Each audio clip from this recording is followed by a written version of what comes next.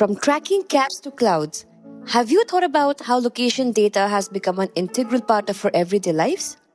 If you're interested in knowing the science of location better, our Introduction to Geospatial Science and Technology course is the perfect starting point for you.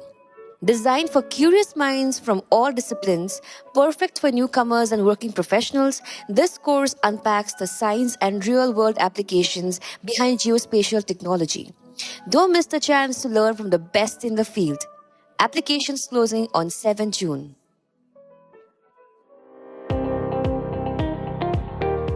Welcome to All Things Policy, a daily podcast by the Takshashila Institution. We are a bunch of policy nerds based in Bengaluru, and we like bringing fresh perspectives to Indian affairs and Indian perspectives to global affairs. So grab a cup of coffee, sit back, and join us for today's chat. Hi, welcome to today's episode of All Things Policy. Today, I'm going to be joined by Karthik Bappanad and Lokendra Sharma. Karthik is an independent cybersecurity consultant with more than 2 decades of experience across both the government and the private sector. Lokendra is our in-house expert on everything cyber here at Takshashila. Thank you both so much for joining me today. Thank you, Adya. Thanks, Adya. Glad to be here. Okay, so the reason I thought this would be an interesting conversation is because both of you had written an opinion piece that talked about Operation Sindoor and evaluated the success and went beyond just that to look at India's cyber defenses in the entire landscape. And I think that's not something that the masses know a lot about. There's so much to unpack there, and it's a conversation that I think is very important to have. So thank you for your analysis, and let's jump right into it. Yeah, so there are 2 aspects to Operation Sindoor, cyber aspect, right? One is the offensive front and one is the defensive front. Naturally, on the offensive front, we would know very little publicly. The only Twitter post by Integrated Defense Staff India's, right, that touched upon cyber was a very brief post, and that just mentioned that cyber was one of the things that they used, right, as a non-connected domain. Apart from that, we don't know what all they did in the cyber domain on the offensive front. But on the defensive front, we have some figures, statistics being reported in media, and also from one official source, that is Maharashtra Cyber Department. So I'll walk you through some of these figures, right? So in general, we understand that India is one of the most cyber attacks countries in the world, and these statistics have been there for the last few years. But what we saw is a bit of a spike during Operation Sindoor and after Pahalgam.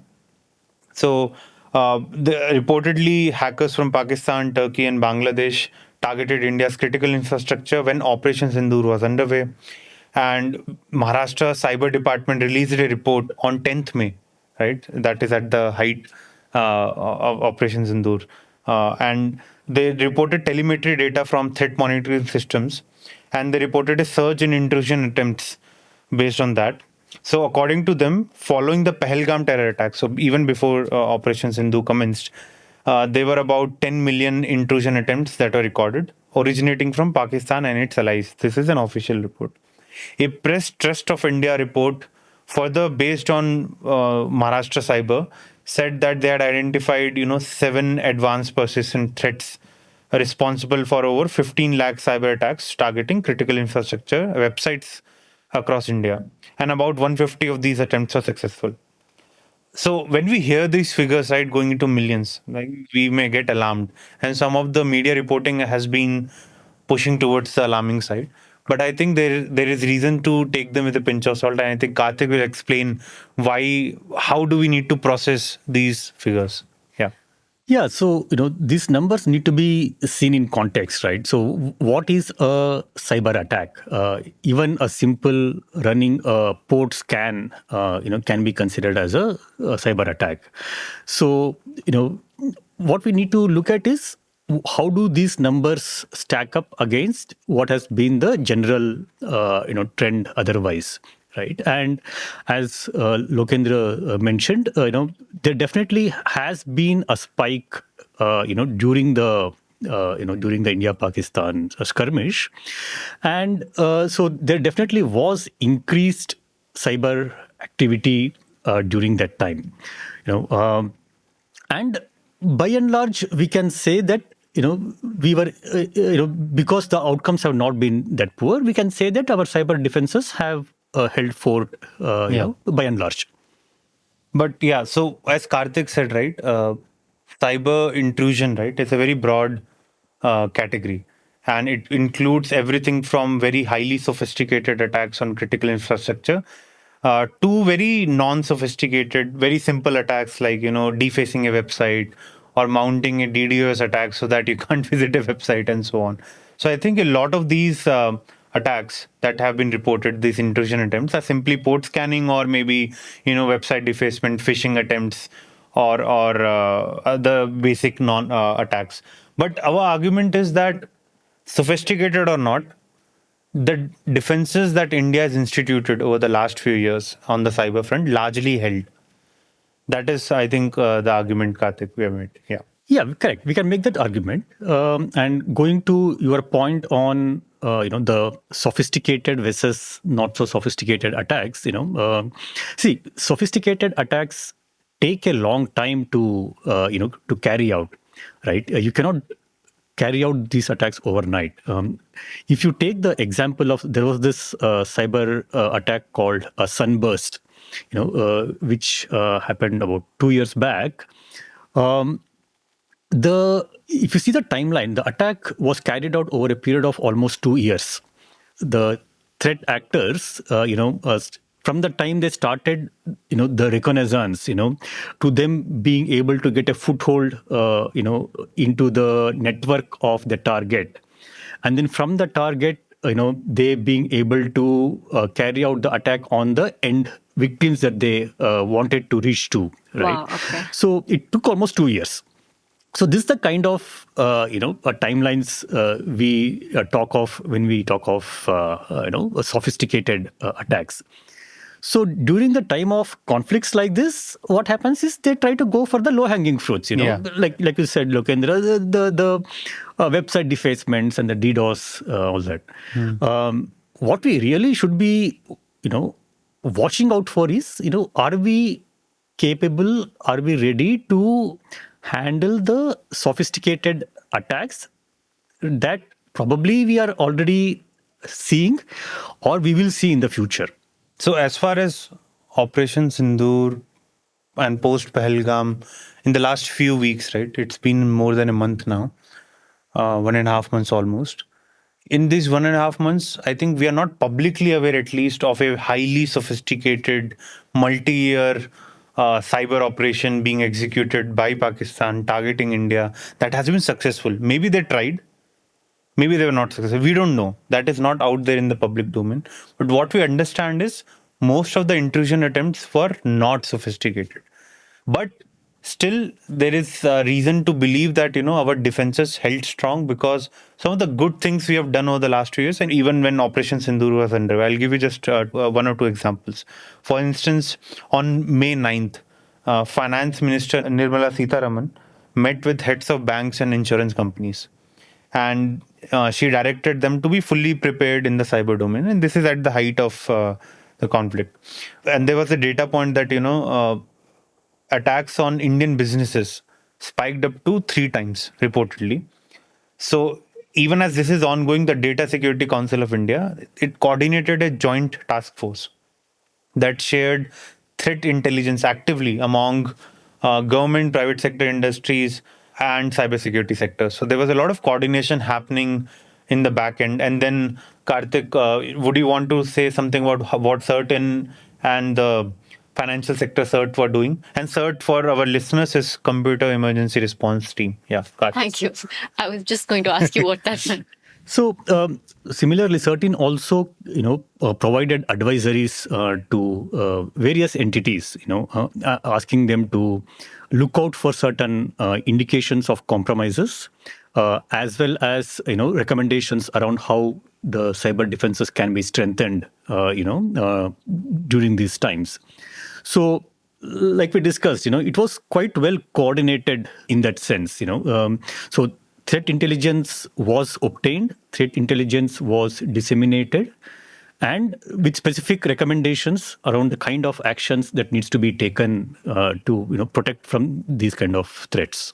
So at least in the financial system, right? I think financial system came under attack more maybe than other sectors, but financial sector held strong. We didn't necessarily see a lot of disruption in the financial space. Banks were functioning fine. The UPI architecture was working fine over the last few weeks. So maybe attempts were made on that sector, but because the financial sector did take efforts, and again, Karthik, you worked on something called the ReBIT model, right? So maybe it was not just what they did in these few weeks, but in the last at least a decade, because of which this we held strong. So can you elaborate a bit more on the ReBIT model, maybe? Yeah, so the financial sector is typically a pet target of cyber attackers for obvious reasons. So what RBI has done, for the Indian financial sector, for the cyber resilience of Indian financial sector, is something quite exemplary. RBI realized almost a decade ago that building technology expertise, building cybersecurity expertise within the public sector is going to be challenging. So they adopted a very innovative model to build this expertise for RBI. RBI started a fully owned private limited subsidiary, a subsidiary which was set up as a private limited company called ReBIT, Reserve Bank Information Technology Private Limited. And I had the good fortune of working for ReBIT for some years. And the beauty of the ReBIT model is, okay, let's take a step back into the challenges that we have in the public sector model, right? Technology, as we all know, is a rapidly evolving domain, right? So for us to keep pace with the rapid progress in technology and the concomitant risks introduced by technology, it means that we have to keep upskilling and reskilling ourselves. Unfortunately, in the public sector, the incentive structure for upskilling and reskilling is very, very weak, right? When people are recruited, in most of our public sector jobs, we know that when people are recruited, they are recruited based on general skills. So, and once they are recruited also, the incentive structure to upskill and reskill on technology areas is also almost absent. So the ReBIT model, kind of addresses this particular institutional problem. So what ReBIT does is it looks at recruiting people on a contractual basis, sufficiently long-term contract, and leverage the expertise that you're able to obtain through this model for your institutional objectives. So, for example, today when RBI conducts an inspection of a regulated entity, they take the support of the ReBIT personnel to provide them the tech expertise needed to conduct these inspections. So it's a model which has, strengthened the cyber resilience of Indian financial sector significantly, because RBI has framed quite mature, well thought through cybersecurity regulations, and the heft provided by ReBIT, has provided them the leeway to enforce these regulations effectively. Because we all know that, framing regulation is one thing, but unless the regulations are enforced, if you don't have strong enforcement mechanism, whether it is regulations or law, if you don't have strong enforcement mechanisms, you are effectively rewarding the those who are non-compliant, right? So this ability to enforce cybersecurity regulations through in a sustainable manner is something which RBI has done very well, and I think that. Like Lokendra was saying, that's definitely a strong factor which contributed to this cyber resilience during these days, these times. So I have to ask, ReBIT sounds like it's a very successful model, especially in that it's been thought out very, very well beyond just having a tech unit. So I have to ask, has it been implemented and replicated across other critical public sector entities? Because it sounds like something that's working very well for RBI. And if it hasn't, what are the holdups? Are there bureaucratic hurdles or political blocks? Yeah, so if you see, most of our critical information infrastructure sector, is in the public sector, right? And that really shows how important it is for us to build cybersecurity expertise and capacity within public sector. And to your question specifically, I don't think there are too many cases where the ReBIT model has been adopted by the public sector. And I think it's a shame that we have not evangelized this model strongly enough. It's now close to probably 8 to 9 years since ReBIT has been formed, probably 10 years since the idea of an entity like this has taken seed. And we, in many ways, it's undoubtedly a success. So it's high time that, we seriously look at adopting this kind of model in our other public sector areas as well. Why have we not been able to do it? I think it's just lack of leadership and lack of imagination. We probably need someone to evangelize this model and then get us out of the general inertia which we typically otherwise are in. See, as Karthik said, right? Public sector undertakings, public sector companies, right? They lack the incentive structure.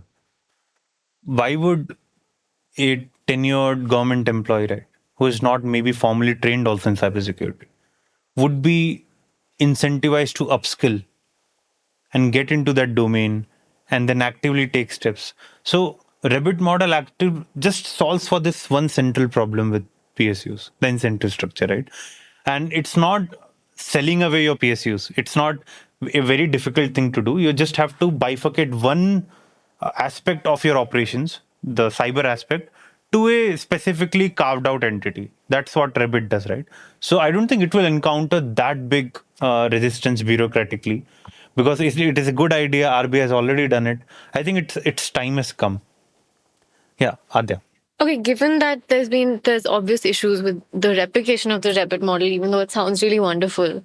I mean, it hasn't happened yet. Hopefully it'll happen soon. What would you say the other alternative solutions could be to sort of shore up these entities which must be vulnerable? Yeah, so see, when it comes to cyber risk management, we talk of something called 3 lines of defense. Okay. The 3 lines of defense model is not something unique to cyber. It is something which was framed by the auditors and has been used for general risk management, right? What that model really says, it says typically your first line of defense is your business function, right? Your, whatever be the business of your organization, or in the case of IT, your IT teams, they are your first line of defense. So if we take IT as a specific domain, your developers, your network administrators, system administrators, they should be conducting their day-to-day activities in a secure manner, right? So that's the first line of defense role. But we know that left to just their own agencies, their operational work and operational load will always take priority for them. Security will take a backseat. So you have a second line of defense. Second line of defense is typically in a private sector, you have a chief information security officer and his or her team, right?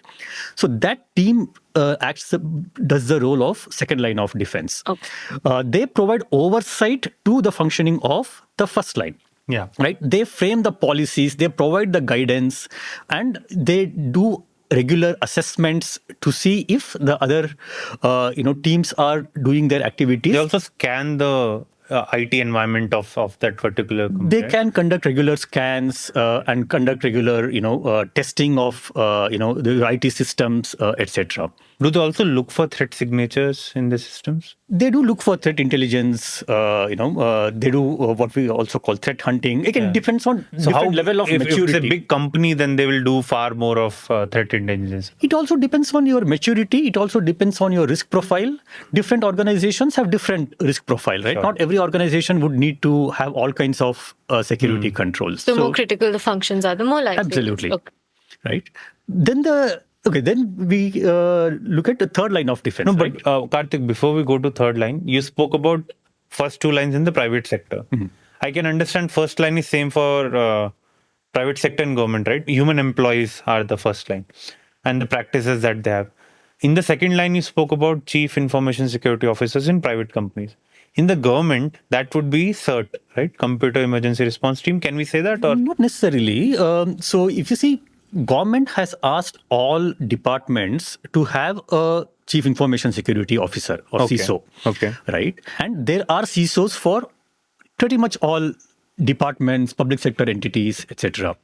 But what happens is, because the government has asked me to appoint a CISO, I will appoint somebody as a CISO. Typically, it is a generalist, without specialized IT skills or cyber skills, who has been told that, boss, from tomorrow you will be the designated CISO for our organization, right? So it is, while we are compliant to the government guidelines, it is not really effective. It doesn't work effectively that way. So compliance only goes far then. They're not putting down criteria for the employment of the CISO. They're just saying you must have one. There's a mandate. Correct. But you don't have to be fully qualified. A lot of times it is someone who is, doing dual roles, while the person is a designated CISO, they'll be doing their own other, departmental role. So it just becomes a checklist, right? It is effectively a checklist. So how would you place NCIIPC, right? The National Critical Information Infrastructure Protection Center, and also the Computer Emergency Response Team. These are two major institutional bodies at the center national level that we have that are responsible for cybersecurity. Where would you place? Will you place them in second line or somewhere else? No, they will not come either in second line, in any of these three lines. Okay. They are more of a regulator slash advisor, right? So CERT is a nodal agency when it comes to incident response. So if there is a cyber attack, cyber incident, major incident, then CERT pitches in and then provides support to respond to the incident. They provide threat intelligence, advisories, etc. NCIIPC is having a focus specific to the critical information infrastructure sector, right? The three lines of defense has to be within your organization, right? Sure. So these two entities will not ideally come there, right? And what is the third line? So third line is, if you take a typical corporate entity, third line is your internal audit team, right? So the internal audit team, they conduct regular audits to check if your first line and second line are following the defined policies, the defined procedures, processes, etc. Right? So they provide independent assurance to your senior management and the board that these two lines are functioning well. Right? Now this is three lines of defense. Right? Now we need to seriously look at how we can adopt this three lines of defense model for public sector as well, especially for our critical information infrastructure areas, right? So, like I said, the ReBIT kind of model probably fits well into the second line. First line is, of course, your current, structure that you have, right? The current people that you have, right? So, if I am, say, a department which is providing citizen services through a e-governance website, right? I will continue doing that. So that I'm part of the first line. Okay. The second line is provided by this, independent team, who should not be reporting into the first line, and who can provide the expertise and the focus required on to provide the cyber risk oversight to the activities of first line. The third line is something we have to see how it can be implemented. And my proposal would be, government should look at having CAG, the auditor, right, do the third line of defense for IT as well. So CAG today conducts audits, with respect to financial audits, right? Of course, the setup of CAG as per the constitution is to focus on financial audits, but I think that gives us enough room for CAG to conduct IT audits as well, because at the end of it, IT is an expenditure, right? So I think we should look at setting up a tech team within CAG. It can be either within or it can be outside tagged to the CAG like the ReBIT model, which can then conduct independent audits of various government organizations and provide independent view of the effectiveness of the cyber risk management that is happening. That will probably give us a sustainable way of managing cyber risks. Okay. Karthik, correct me if I'm wrong, but the sense I get is because of the lack of lucrative incentive structures within the public sector, there's an issue with attracting very, very skilled or qualified cyber personnel. Now, given that the private sector has more resources, it's more likely to be an attractive job or a package or whatever. In the face of an attack, is there some sort of intelligence sharing mechanism between the public sector and the private sector, or does that impact our defenses? Yeah, so there are mechanisms, but those can be improved as well. Like we discussed earlier, CERT-in provides a lot of information sharing. There is also something called ISAC, Information Sharing and Analysis Centers. Okay. These are entities which are set up. There are sectoral ISACs. So for example, there's an ISAC for financial sector. There's an ISAC for power sector, etc. At a global level. In the Indian context, there are equivalent of ISACs, for say financial sector. I know there's one for financial sector for sure. I don't know, other sectors might be there as well. So these entities, enable sharing of the of the threat information intelligence amongst others who are within that sector. Okay. Stepping a little bit away from the details, I had a question where I suspect you may not have the same answer. It's a subjective question. I think considering that most subjects related to national security are pretty much shrouded in secrecy, do you think it would help for the government to be more transparent about what their thinking is on cyber issues? Would that help with domestic coordination between the public sector and the private sector? Or would it just reveal our hand to adversaries and then put us in a huge mess? So it's okay to have certain level of secrecy, especially when it comes to Operational part. operational, critical infrastructure, etc. Right, but not. Brushing under the carpet is not a good strategy. Right. I don't think we should be in denial about our cyber resilience states. Again, if you adopt the three lens of defense and we start having independent audits, the independent auditor can start publishing around how effectively cyber risks are managed across various wings of the government and other public sector entities, right? So, that level of transparency is definitely a good thing. Okay. I was asking because, working on tech geopolitics and working in a think tank, I realized I had no idea what our strategic thinking was on cyber issues. So. Even so we had a national cybersecurity policy in 2013, I think, right, Karthik? And then for many years, we worked on a cybersecurity strategy, a comprehensive one. And then we kept hearing it will come out this year, next year.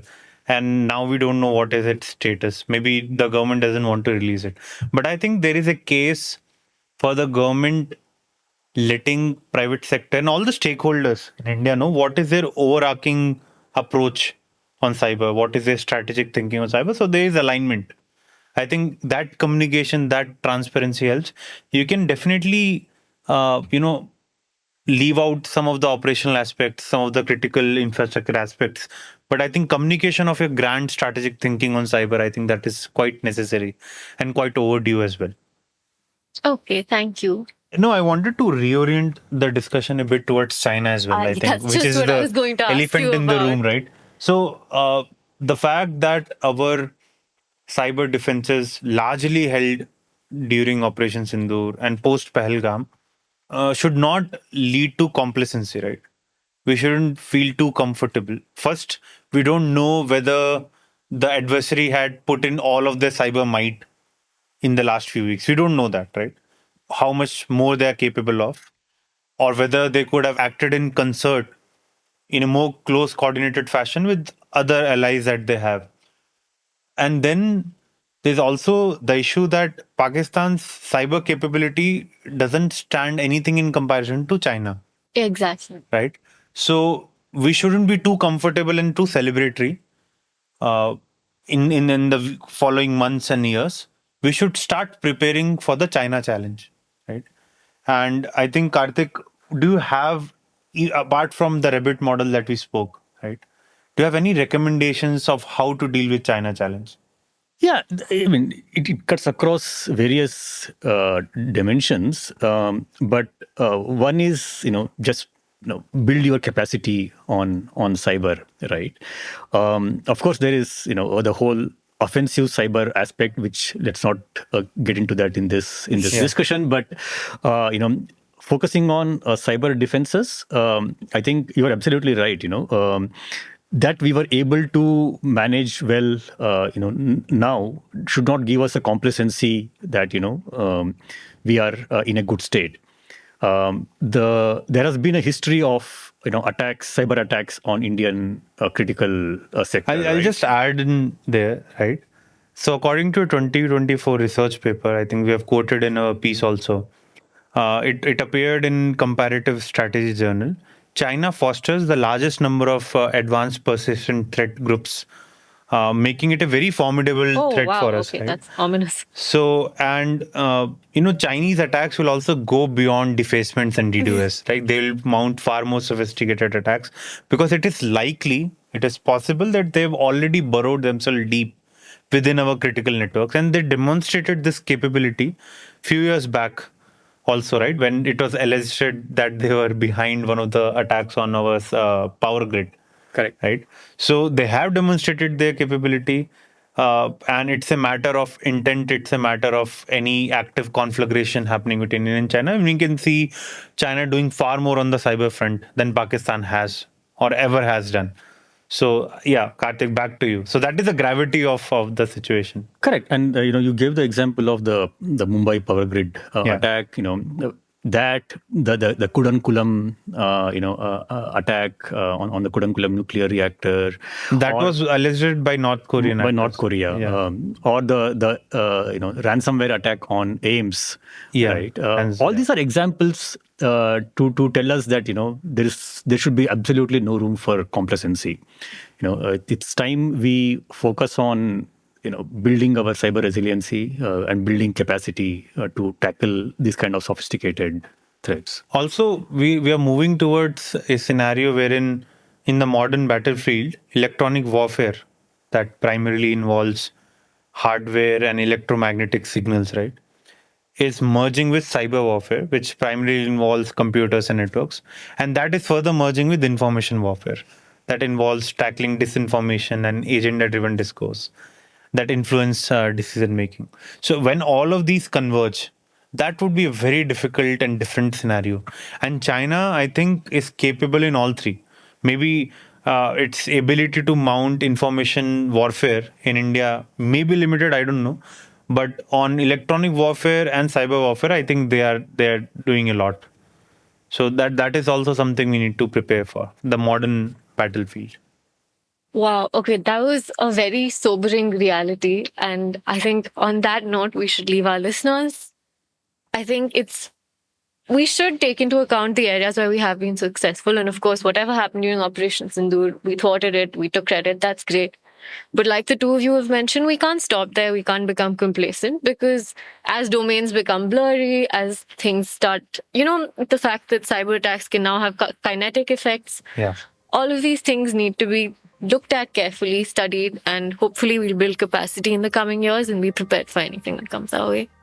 Thank you both for sitting down with me. This was a really interesting conversation. Thank you, Adya. Thank you. If you liked our show, dive into Takshashila's research on technology, strategy, and economic affairs. Check us out at our Twitter handle @takshashila INST or our website takshashila.org.in.